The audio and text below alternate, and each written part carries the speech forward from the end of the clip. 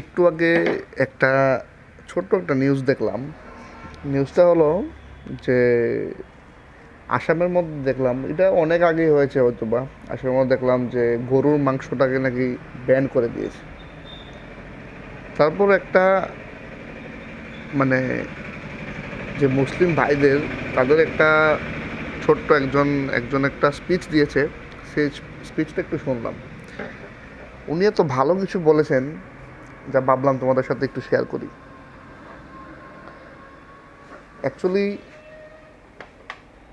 ওনার যে মেন অনেকগুলি কথা উনি বলেছিলেন, ঠিক আছে। ওনার কথার মধ্যে একটা কথা স্পষ্টভাবে উঠে এসেছে কি, যে যে কোনো দেশই হোক না কেন, যেখানে সংখ্যাগরিষ্ঠ এবং সংখ্যালঘু থাকে, সংখ্যাগরিষ্ঠরা সংখ্যালঘুদের উপর চাপ প্রভাব সৃষ্টি করে, এবং সংখ্যাগরিষ্ঠরা একটু ক্ষমতার অধীনে তারা চলাফেরা করতে থাকে।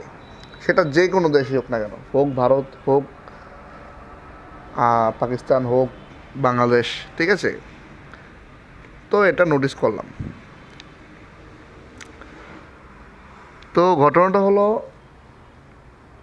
এটা তো করে ওরা, ঠিক আছে, করলেও এর মধ্যে কেউ না কেউ কখনো না কখনো একটু বেশি বা কম এটা করে ফেলছে, ঠিক আছে। কখনো না কখনো এই যে ঘটনাটা ঘটতেছে, ঘটার পরে সেই ঘটনাটা অনেক সময় কোনো কোনো কান্ট্রিতে সেটা বেশি হয়ে যায়, তখন বাড়াবাড়ি একটা আকার ধারণ করে। কিন্তু এই সব কিছুর মাঝে কিন্তু ফায়দাটা রাজনৈতিক দলদের হয়। আপনারা লক্ষ্য করবেন যে এই সব কিছুর মাঝে যত বেশি যদি ফায়দা হয়ে থাকে, তাহলে সেটা একজন রাজনৈতিক দলের, রাজনৈতিক নেতাদের খুব ফায়দা হয়ে থাকে সেটা। তাই একটু আপনারা বিবেক বিবেচনা করে চলাফেরার চেষ্টা করুন, ঠিক আছে। কারণ দেখুন, একটা কথা বলি, আপনার আশেপাশে যদি কোনো অন্য ধর্মের কেউ থাকে, সেটা কোনো খারাপ বা কোনো খারাপ ভাবনার কিছু নাই, ঠিক আছে। কেননা তুমি তার সাথে ছোটোবেলা থেকে বড় হয়েছো, দেখেছো সে তোমার আপদে বিপদে আসছে, ঠিক আছে। তো সেই সুবাদে তুমি, হ্যাঁ, তোমার নিজের সব কিছু ঠিক রেখে তার সাথে তুমি ভালো ব্যবহার, ভালো আচরণ করবে, সেটাই কাম্য, সেটাই ভদ্র সমাজে ভদ্রভাবে চলাফেরার জন্য যোগ্যতা সম্পন্ন মানুষ বলি আমরা তাকে, ঠিক আছে। তো এই ছোটো ছোটো বিষয়গুলো একটু মাথায় রাখবে।